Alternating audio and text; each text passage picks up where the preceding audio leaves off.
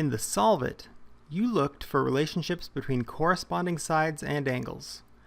In Lesson 4-1, you learned that if two triangles have 3 pairs of congruent corresponding angles and 3 pairs of congruent corresponding sides, then the triangles are congruent. If you know the following information, then you know that triangle FGH is congruent to triangle JKL. However, this is more information about the corresponding parts than you need to prove triangles congruent. Postulate 4.1, the side-side-side postulate, states if the 3 sides of one triangle are congruent to the 3 sides of another triangle, then the 2 triangles are congruent. Thus, if segment AB is congruent to segment DE, segment BC is congruent to segment EF, and segment AC is congruent to segment DF, then triangle ABC is congruent to triangle DEF.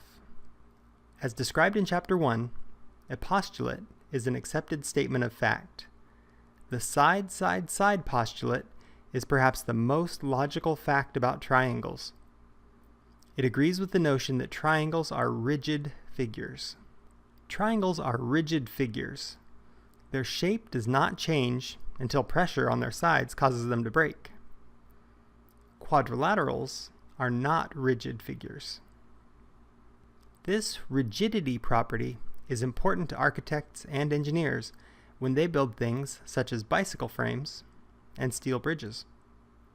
Problem 1. Using side-side-side. Proof. Given that segment LM is congruent to segment NP and that segment LP is congruent to segment NM, prove that triangle LMN is congruent to triangle NPL. Well, we can use a flow proof, as shown below, relating the given information on both the left and the right-hand side, as well as the reflexive property, which tells us that segment LN is congruent to segment LN. Combining these pieces of information, we can state that triangle LMN is congruent to triangle NPL by side-side-side. Your turn. Given this information, prove that triangles BCD and BFD are congruent.